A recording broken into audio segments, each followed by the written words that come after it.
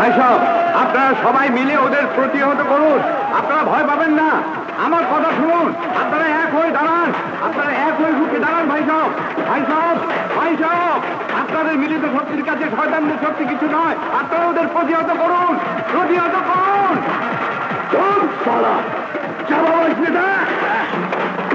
আজ তোর সারা জীবনের লেগে চাপাবাজি বন্ধ করে দেব।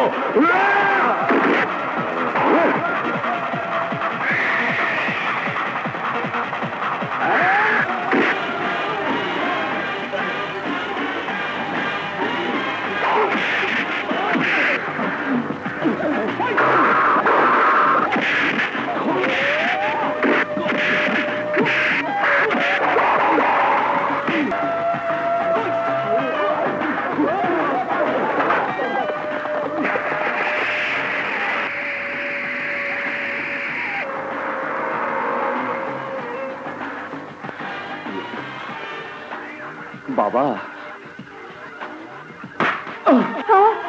কি হয়েছে? কি করেছে আমার রাজু? কি করেছে?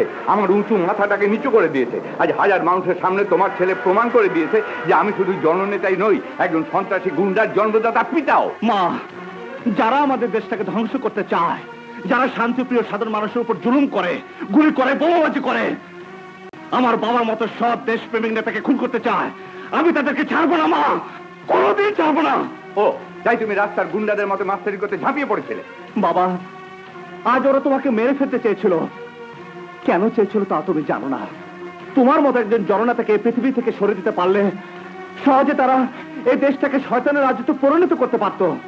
তুমি না জানলো, আমি জানি বাবা, আর আমি তা কোনোদিনও হতে দেব না।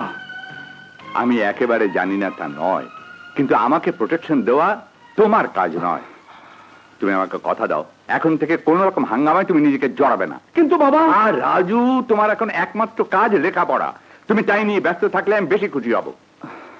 রাজু, তোর বাবা ঠিকই বলেছে বাবা। তুই কথা দে আর কখনো সব কাজে যাবি না। বল রাজু, কথা দে। বেশ মা, কথা দিলাম, আমি আর ওসবের মতো যাব না। বাবা, আসলে ভাইয়া তোমাকে খুব ভালোবাসে, তাই তোমার এই বিপদে সে মাথা ঠিক রাখতে পারেনি। চলো বাবা, খাবে? জানো বাবা, আজ আমি নিজের হাতে রান্না করেছি। আয় ভাইয়া, এসো মা, আমরা সবাই একসাথে বসে খাবো। চলো। কনগ্রেচুলেশন, কাল তুমি পুলিশ ট্রেনিং এ যাচ্ছ। Happy birthday Popy. Thank you বাবা। জরুরি ফোন এসছে, আমাকে একটু অফিসে যেতে হবে। তাড়াতাড়ি আসতে চেষ্টা করব।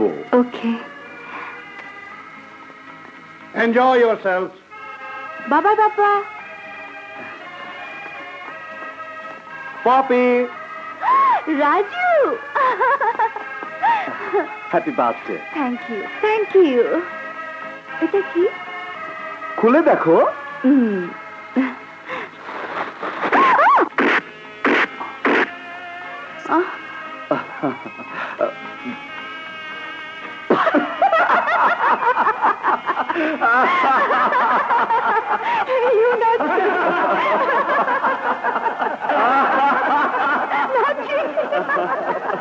দোষ, আজ এই বিশেষ সন্ধ্যায় তুই একটা বিশেষ কিছু শোনা। একটা কিছু শোনা। ভালোবাসার মূল্য কত সে তো জানি না। ধুর, যা জানি না তা শুনতে চাই না, নতুন কিছু শোনা। Oh my God!